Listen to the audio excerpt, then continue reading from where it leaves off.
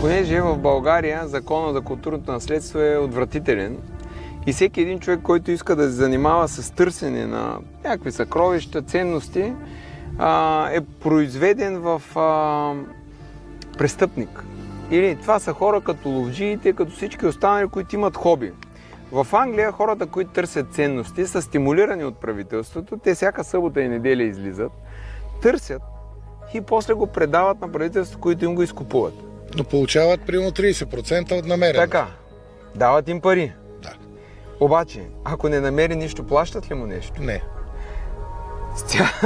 Значи, виж, държавата, ако дава 30% от намереното като стойност, Хората ще тя работят, печели защото имат 70%. стимул. Държавата печели 70%.